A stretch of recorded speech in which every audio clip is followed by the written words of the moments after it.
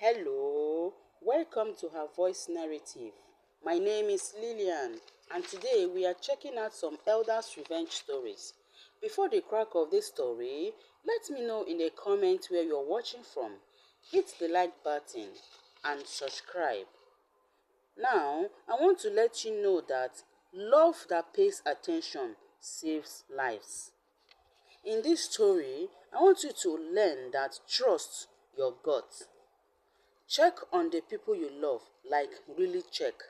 Silence in a relationship can be a warning sign. Do not let shame stop you from acting. Prepare your children always for anything. Please, listen to this story to the end. Now, let's crack on with today's story. Every Sunday at 7 in the evening, my daughter called without fail. For 9 years, that phone rang like a heartbeat.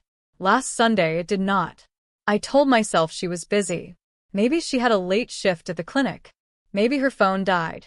But by 10 at night, after 6 unanswered calls and 2 text messages with no reply, something cold and heavy settled in my chest. A mother knows. Even when everything looks fine on the surface, a mother always knows. By the time I finally drove to her house 6 days later, my hands would not stop shaking. The driveway was empty.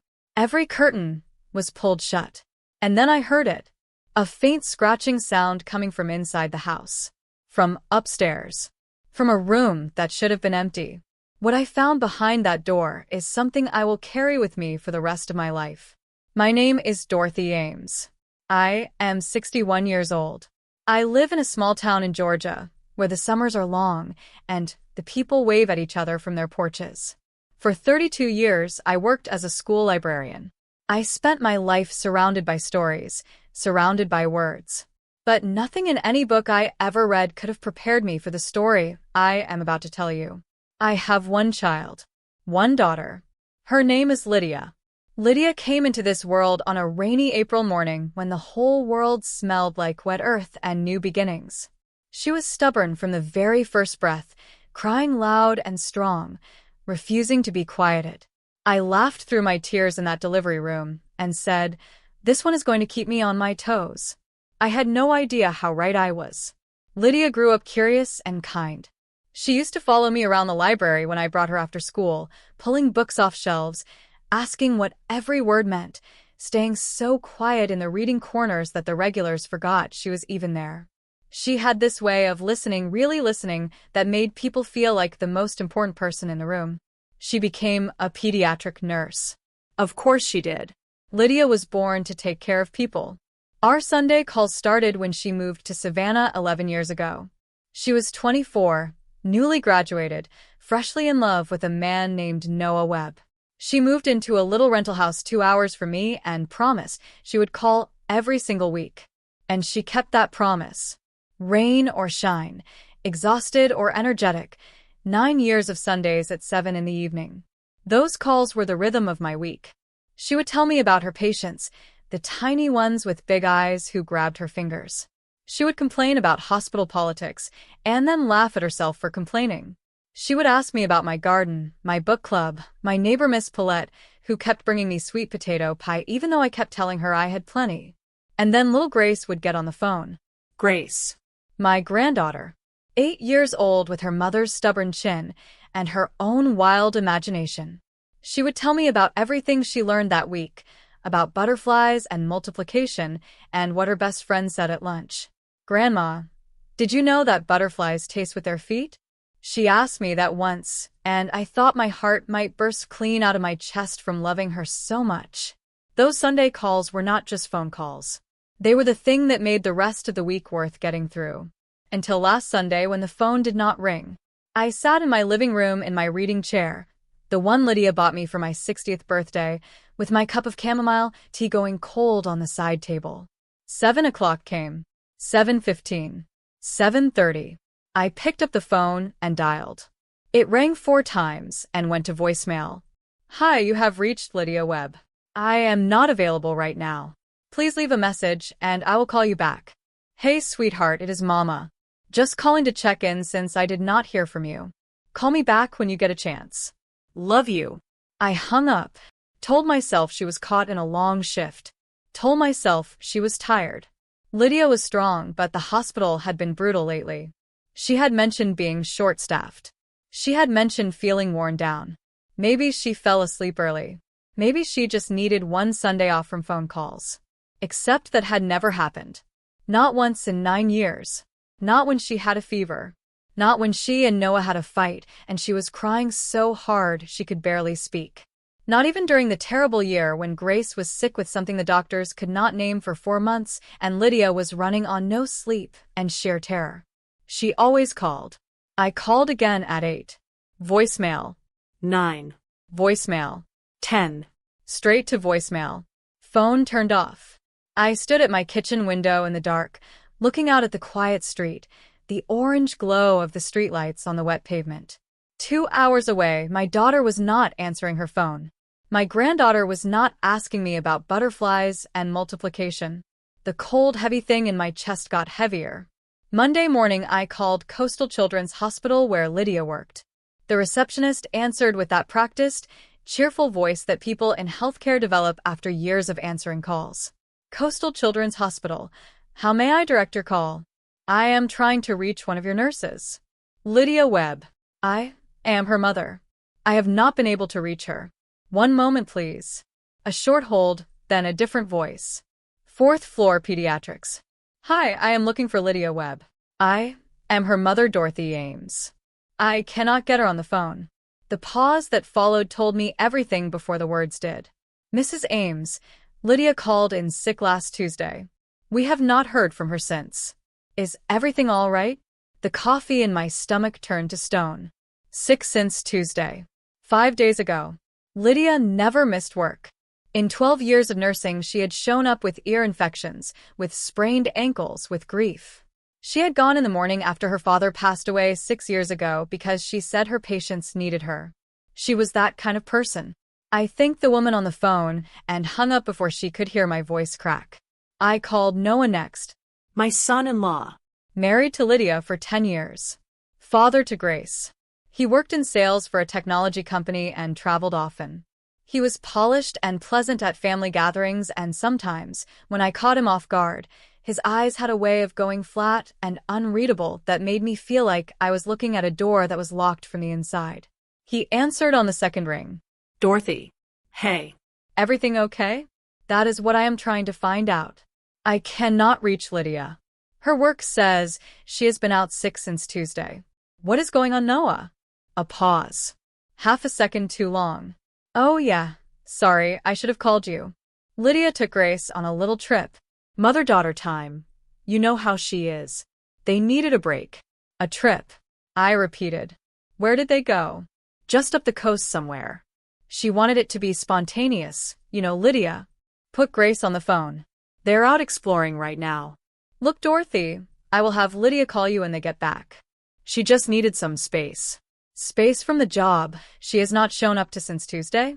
I kept my voice steady and flat. Another pause. Longer this time. She was burned out. Really, she is fine. I will have her call you. He hung up before I could say another word. I stood there in my kitchen with the phone in my hand, and every single instinct in my body was screaming. 32 years as a school librarian teaches you to read people. Children cannot hide things well. They give themselves away in 100 small ways. The way their eyes move. The way their voice pitches up just slightly when something is not true. The way they pause before they answer. Noah had done all 3 in the space of one phone call. He was lying. I called Priya Sharma next. She was Lydia's closest friend, a fellow nurse who had been Lydia's maid of honor at her wedding. She answered immediately, and I could hear from her first word that she had already been worried. Mrs. Ames, have you heard from her? No. Have you? I have been trying since Wednesday. I drove past the house Thursday evening. The lights were off, both cars were in the driveway, but nobody answered the door. I knocked for 10 minutes. I was so worried I almost called the police, but I told myself maybe she was asleep. Both cars in the driveway. If Lydia had taken Grace on a trip, how did they get there? Why were both cars home? Something is very wrong, Priya. I know. Mrs. Ames, I know it.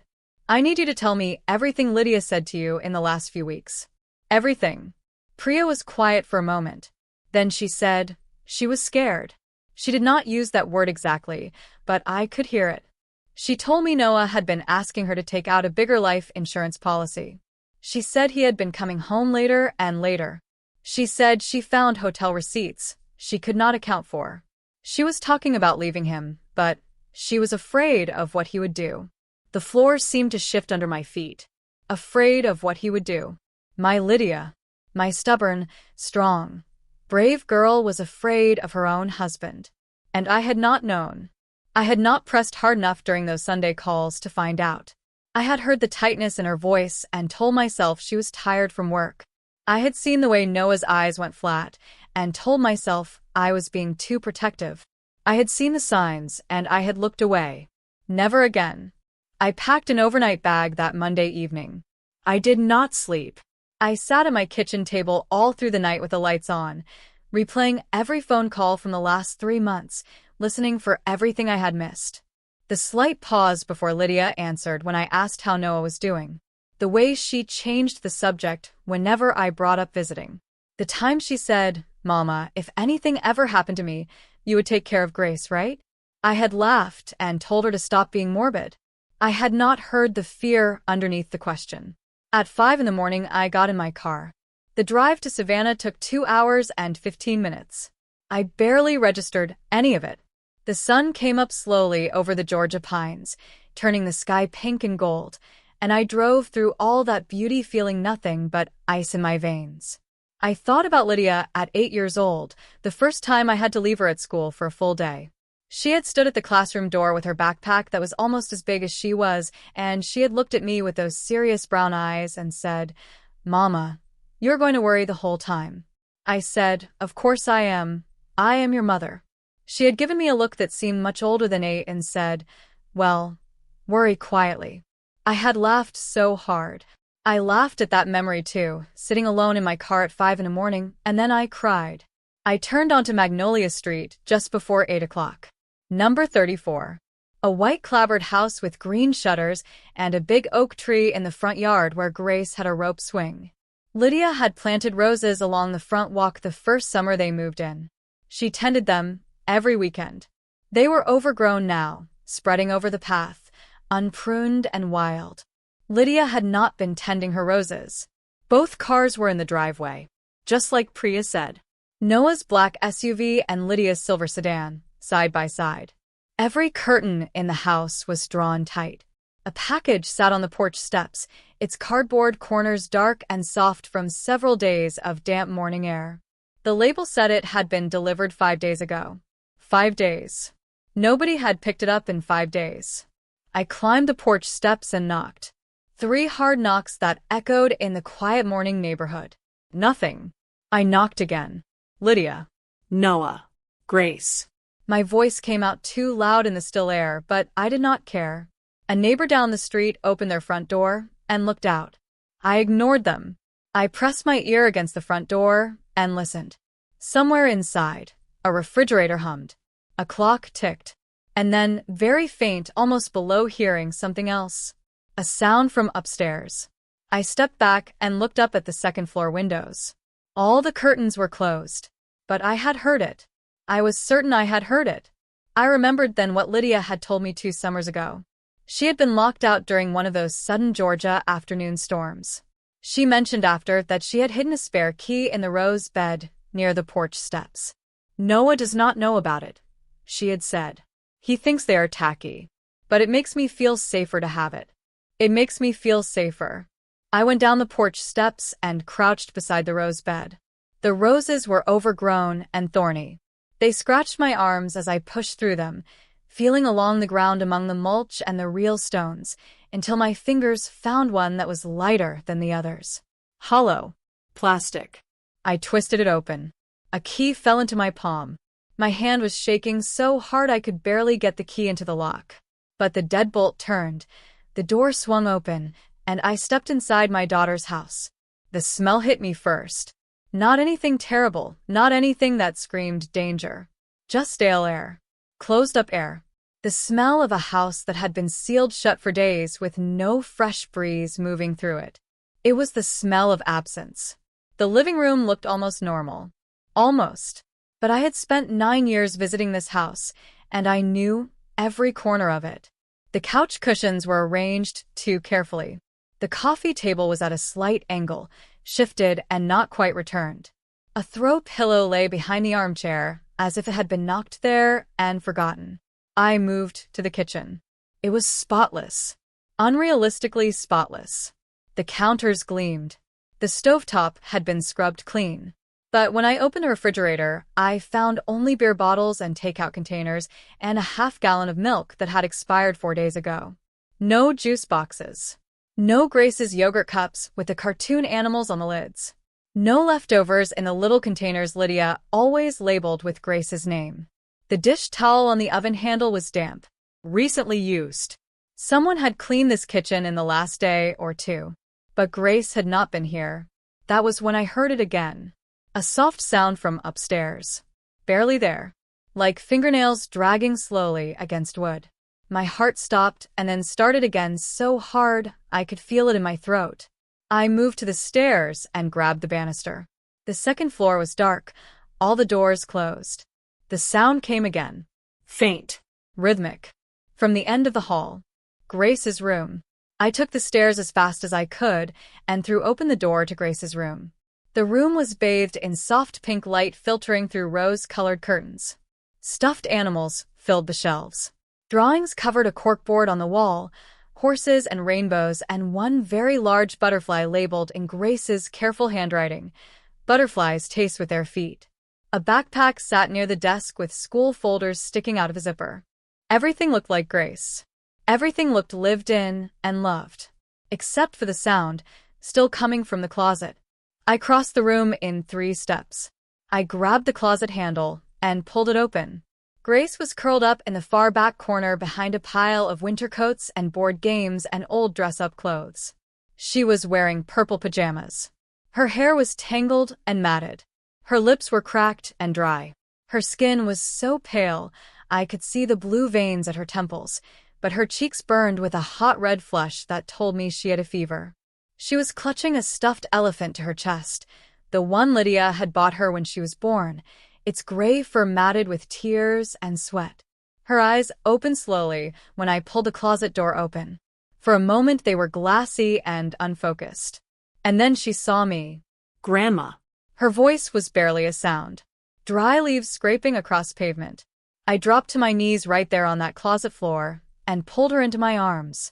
She weighed almost nothing. She was burning with fever and her breathing was shallow, and her little hands gripped the back of my shirt with whatever strength she had left, which was not much. I have got you, baby. I have got you. I am here. She pressed her face against my neck, and I felt her whole body shaking. Or maybe that was me. Maybe we were both shaking. After a long moment, she pulled back just enough to look at my face, and her eyes filled with tears. Grandma, I heard Mama scream. And then everything went quiet and she never came back. I will not try to describe what that sentence did to me. There are no words for it. I held her tighter and reached for my phone. 911. What is your emergency? I need an ambulance. 34 Magnolia Street. My granddaughter is 8 years old. She has a high fever and she is badly dehydrated. Please hurry. The ambulance was there in 12 minutes. It felt like 12 years. While we waited, I asked Grace how long she had been in that closet. She thought about it with those serious brown eyes that were so much like her mother's. She said, I stopped counting after 6 days, Grandma. 6 days. My 8-year-old granddaughter had survived 6 days alone. The paramedics were gentle and efficient. Severe dehydration, one of them said. Malnutrition. This child has been alone for days. His voice was careful and controlled, but his eyes were horrified. At Coastal Children's Hospital, they surrounded Grace the moment we arrived. Someone tried to pull me away, and I said, I am not leaving her. A young doctor with kind eyes nodded and told me to stay against the wall. I pressed myself into the corner, and I watched them bring my granddaughter back. After 40 minutes, they moved her to a private room. The 4-drip continued its slow, steady rhythm. Her fever began to come down. When Grace stirred and her eyes opened clearer and more focused, she looked at me, and I saw real recognition, the kind that comes when you are finally safe enough to let go of the breath you have been holding for 6 days. Grandma. You came. Of course, I came, sweetheart. I always come. Her face crumpled, and she started to cry, really cry, the deep kind of crying that 8-year-olds do when they have been holding everything in for too long. I held her hand and let her cry until she ran out of tears. When she was calmer, she looked at me and said, "Mama told me you would come. She said if something bad ever happened and you did not call on Sunday, you would come looking. She said to wait for you. She said you always keep your promises." Lydia had told her to wait for me. My daughter had prepared her child. She had known something was wrong. She had known she was in danger.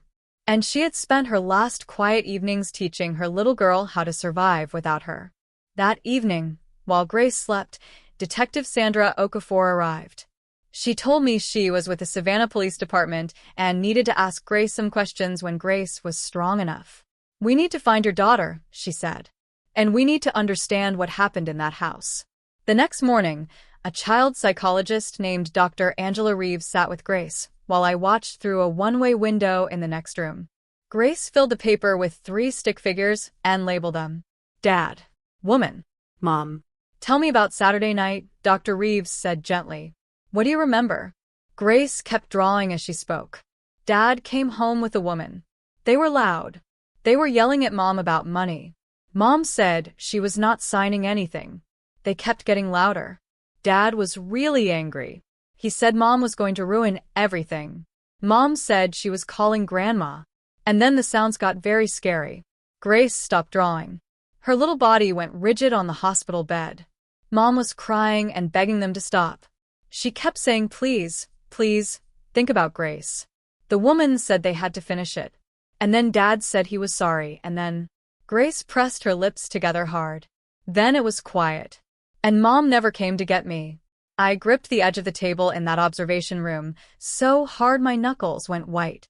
Detective Okafor stood beside me with her hand on my shoulder and said nothing, because there was nothing to say.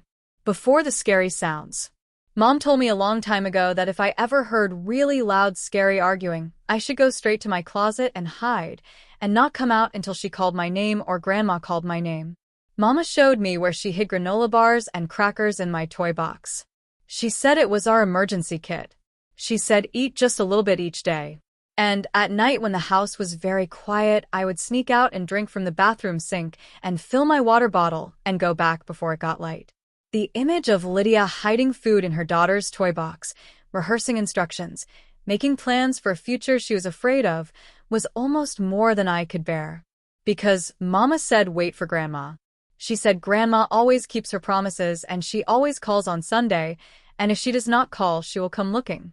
She looked at the window, not knowing I was on the other side, and said very quietly, and Grandma came. That evening, Detective Okafor sat with me in a small conference room and told me what they knew.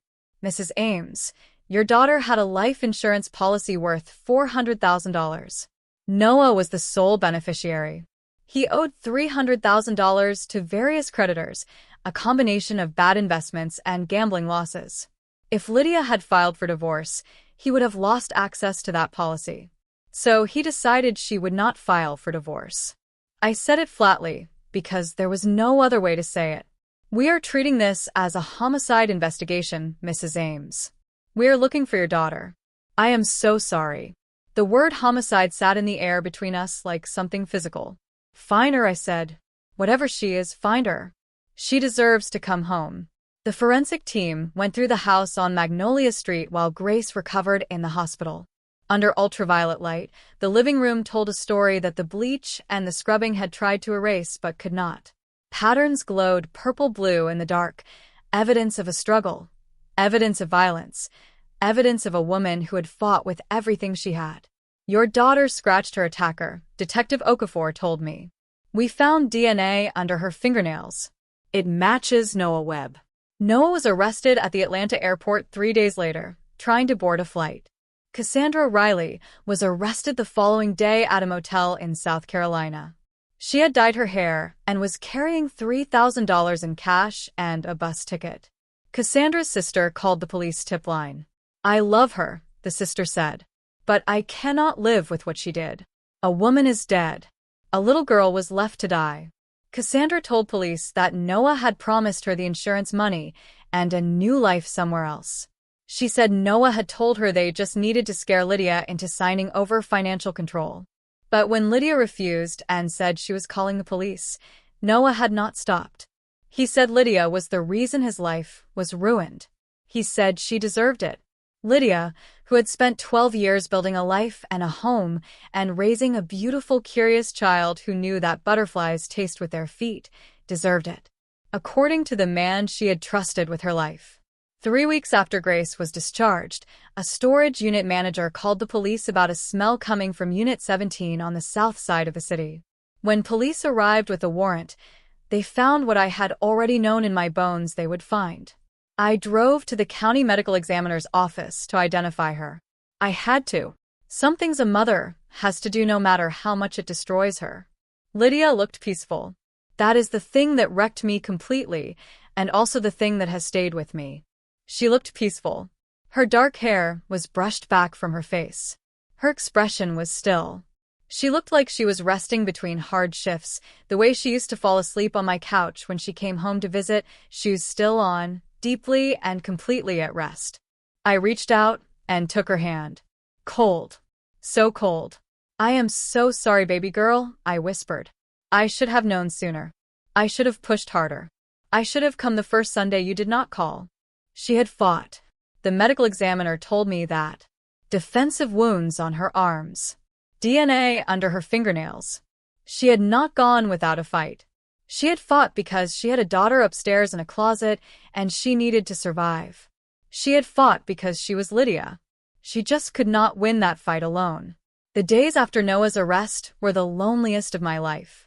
I stayed in a hotel near the hospital because I could not bring Grace back to that house on Magnolia Street. Priya came every day with food I barely tasted. But the community around me was turning in ways I did not expect. Noah had friends in Savannah. Colleagues, neighbors, golf buddies, people from the neighborhood association. And while I sat in that hotel room holding Grace night after night, he was on the phone building a story. The grieving husband, the devoted father, the bitter mother-in-law who had always hated him and was now using a tragedy to destroy him. People I had met at Lydia's holiday parties began posting things online about what a wonderful father Noah had always seemed, about how Dorothy Ames had never approved of the marriage, about how grief could make people see things that were not there. I read those posts at 2 a.m. on my hotel bed, and I felt something unexpected. Shame. The reflexive shame of someone being publicly accused of something ugly. And then I felt rage at myself for feeling that shame because I had nothing to be ashamed of. I had driven to my daughter's house because she was not answering her phone. I had found my granddaughter half dead in a closet. My instincts had been right from the very beginning. I called Detective Okafor at 3 a.m. She answered. "He is trying to make me look unstable," I said. "Yes, he is. That is what guilty people do when they have money and good lawyers. They go on offense. They turn the person telling the truth into the problem." "Stay quiet, Mrs. Ames. Let us do our jobs." The DNA under your daughter's fingernails does not care what his country club friends think of him. That steadied me, more than she probably knew. I hired a family attorney named Ruth Blackwell to handle the guardianship. Ruth was in her 60s, sharp and fearless, and had spent 30 years in Georgia family law. She told me at our very first meeting, "You did the right thing. Everything you did was the right thing. I am going to make sure this court understands that." The court granted me emergency guardianship within 1 week of Noah's arrest.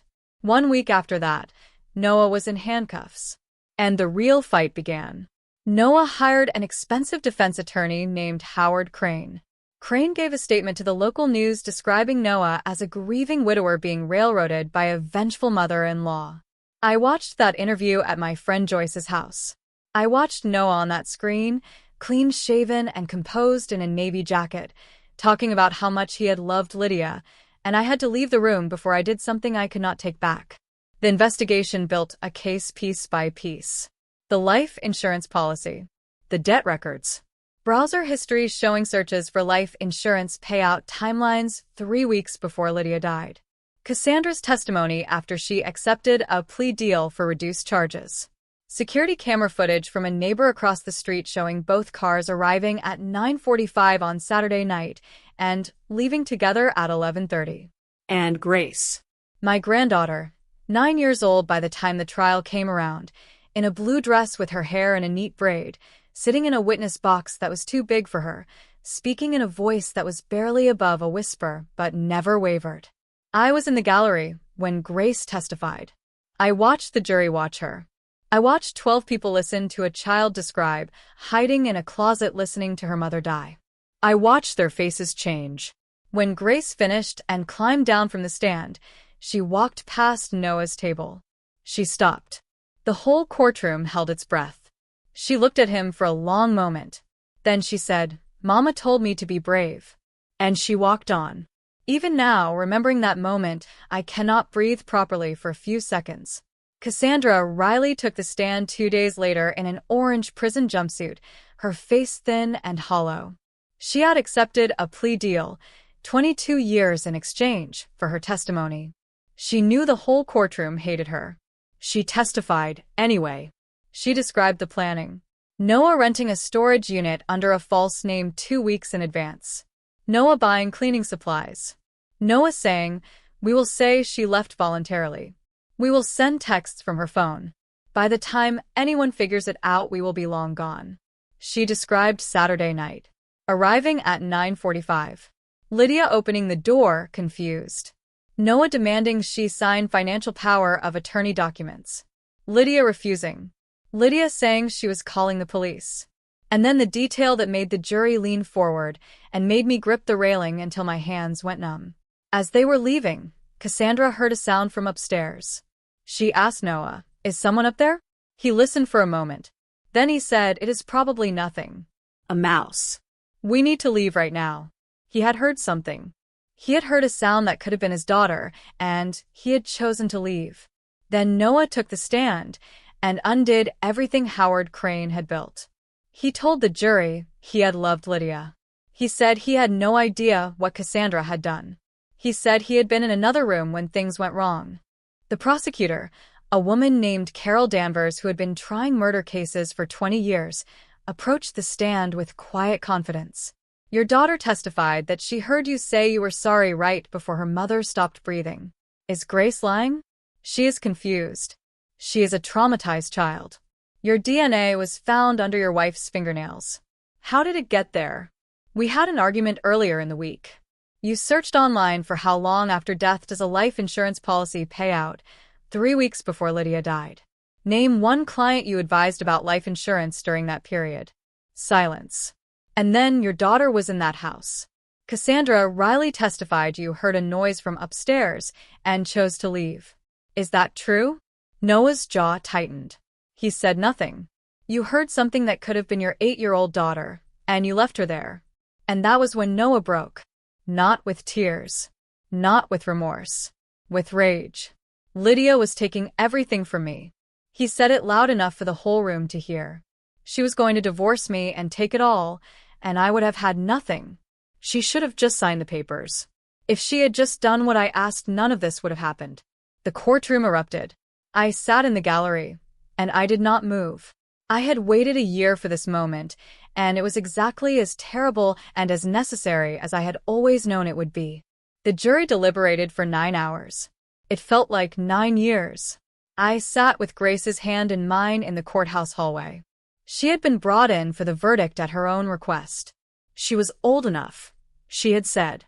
She needed to be there. When we were called back into the courtroom and the foreperson stood up, Grace did not look at her father. She looked at me. I squeezed her hand. "On the charge of first-degree murder, we find the defendant guilty. On the charge of conspiracy, we find the defendant guilty. On the charge of child endangerment, we find the defendant guilty. All counts." Guilty. Grace exhaled. One long, slow breath. And then she buried her face in my shoulder, and her whole small body shook. At sentencing, 2 weeks later, the judge looked at Noah for a long time before speaking. You calculated the value of your wife's life and decided it was worth less than your debt. You planned her death for weeks. You left your daughter alone in that house knowing she might be there. You showed no remorse. None. Noah Webb was sentenced to life in prison without the possibility of parole. Cassandra Riley would serve 22 years. When they led Noah out of the courtroom in handcuffs, he turned and looked back. He found me in the gallery. I did not look away. I wanted him to see me. I wanted him to carry that image, a mother who did not flinch, all the way to his cell. Then Grace and I walked out into the sunlight together. People ask me how you move forward after something like this.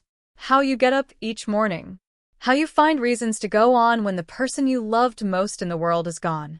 The answer is Grace. It has always been Grace. I became her guardian the week after Noah was arrested.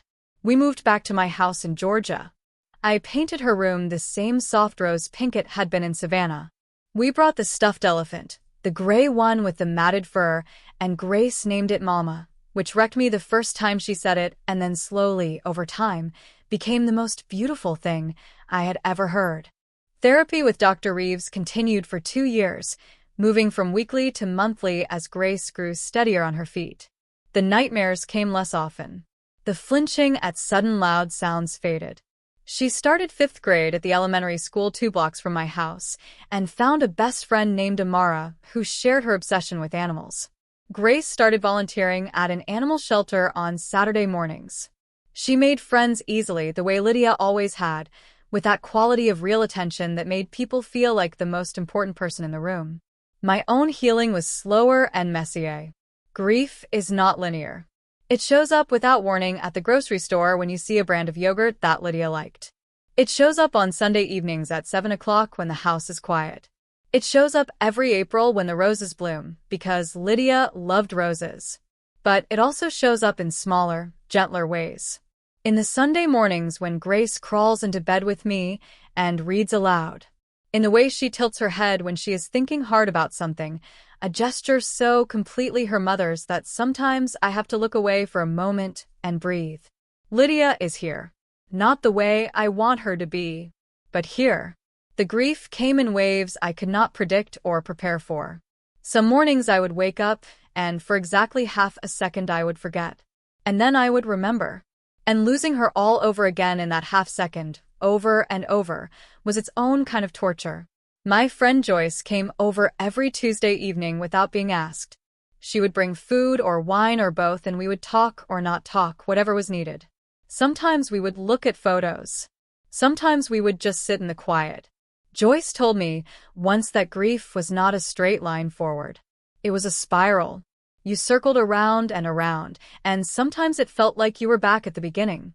But you were not in the same place. The spiral was moving, slowly, almost imperceptibly. You were moving through it even when it felt like you were standing still. I held on to that on the nights when the quiet of the house was unbearable. Grace needed me present, and so I was present, sometimes by pure force of will, sometimes because her face made it impossible to be anything else. She had nightmares for months. She would wake up crying, and I would go to her room and sit on the edge of her bed. Every time she said, "Grandma, I thought you were never going to come," I would hold her and say, "I came. I will always come. That is what I do." Slowly the nightmares came less often. Slowly she began to sleep through the night more often than not. 6 months after sentencing, I went to the cemetery alone. It was a Sunday, 7 o'clock in the evening. The cemetery was quiet and golden in the late summer light. I sat beside the headstone, and I talked to her for a long time. I told her about Grace, about the animal shelter, about the friend Amara and the books, and the fact that Grace had recently decided she wanted to be a veterinarian, though last week she had mentioned being an astronaut, so Lydia should know all options were on the table. I told her about the roses. I had dug up a cutting from her rose bed in Savannah and brought it home and planted it along my own front walk. It had bloomed that summer for the first time, deep red roses that filled the whole front yard with scent on warm evenings. The roses were doing beautifully. I sat there until the light changed and the first stars appeared, and then I drove home to where Grace was waiting with dinner she had made herself. Scrambled eggs and toast, slightly burned, which she presented with enormous pride, and I ate every bite and told her it was the best meal I had ever had in my life. About a year after the sentencing, Grace came to me with a school project. Her class had been asked to write about someone who inspired them. Every other child wrote about a famous person. Grace had written about Lydia. She wrote about her mother being a nurse and what it meant to spend your life making frightened people feel less afraid. She wrote about the granola bars in the toy box. She wrote, "My mama was scared, but she was not selfish. She thought about me even when she was the one who needed help." That is what real love is. It thinks about other people first. I had to put the paper down and collect myself before I could keep reading. Grace had also written, "I know people think what happened to my family is sad. It is sad. But it is also a story about someone who loved so big that even after she was gone, the love kept protecting people. My mama loved me so much that it saved my life." That is not a sad story. That is the best story I know. Her teacher gave her an A and wrote in the margin, "This is the most mature and beautiful thing I have read from a student in 20 years of teaching." I called Dr. Reeves and read her the whole thing. We both cried. "We are all carrying her forward," Priya told me once. "In all the different ways we know how." That is Lydia's legacy. Not the headlines. Not the court case. The way the people who loved her carry her into every room they enter, every child they take care of, every Sunday evening they pick up the phone. She taught Grace how to be brave. She taught Priya how to care without burning out. She taught me how to trust my instincts and to act on them before it is too late. None of that dies. None of it. I thought about trust a lot in the months after the trial. I had trusted that Lydia would tell me if something was truly wrong. I had trusted that the tightness in her voice was just exhaustion. None of those trusts protected my daughter. But here is the other side of that. Grace trusted that I would come. Lydia trusted that I would come. They built a plan around the certainty that if something went wrong, Dorothy Ames would not sit still and accept it. Dorothy Ames would get in her car and drive until she found answers. That trust was warranted. That trust was honored. We cannot control how much other people trust us. We can only be the people who deserve to be trusted when it matters most. We can only be the ones who show up. Detective Okafor came to see me 6 months after the sentencing. Before she left, she said, "You should know that the tips you gave us early on were what made this case.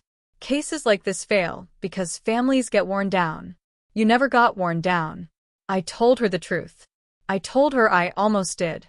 There were nights in that hotel room when the shame and the exhaustion and the grief all combined into something so heavy I was not sure I could carry it one more day. And then Grace would call from the other bed, "Grandma, are you still awake?" And I would say, "Yes, baby, I am still here," and that would be enough to carry me to the next morning. Love does that. When everything else gives out, love stays. There are things I know now that I wish I had known then. Trust your instincts. When something feels wrong, when a voice sounds tight, when eyes go flat and unreadable, when small inconsistencies add up to a picture that does not make sense, trust it. Do not tell yourself you are being dramatic. Do not wait for certainty before you act. A mother's instinct is not paranoia. It is pattern recognition built from years of love and attention. It deserves to be taken seriously. Ask the hard questions. When someone you love says everything is fine in a voice that does not sound fine, ask again. Sit down and say, "I need you to tell me the truth." Create the space for them to speak the thing they are afraid to say. And to anyone out there who is afraid, who is living with someone who makes you feel small or scared or trapped, please reach out to a friend, a family member, a domestic violence hotline. To anyone. You do not have to face it alone. There are people who want to help you. Let them. Lydia Webb was a pediatric nurse. She spent her career holding the hands of small, frightened patients and making them feel less afraid. She was a reader and a rose grower and a person who made everyone around her feel like they mattered. She was my daughter. She was Grace's mother. She deserved so much more time. Every Sunday evening at 7 o'clock, the house is quiet for a few minutes. I put down whatever I am doing. I sit in my reading chair, and I think about her. Then Grace calls from somewhere in the house. "Grandma, do you want to watch a movie?" Or, "Grandma, come look at this." Or, "Grandma, I found the most interesting fact about deep sea fish. And I get up. Because that is what Lydia would want. That is what she prepared her daughter for, so that Grace would have someone to get up for. So that neither of us would face the quiet alone. I get up every single time. If this story stayed with you, if it moved you, please leave a comment and tell me what part hit you hardest. Your words matter to me. Share this story with someone who needs to hear it today. And if you have not subscribed yet, please do. These stories need to reach the people who need them. Thank you for being here with me until the very end. Take care of each other. Take care of yourselves.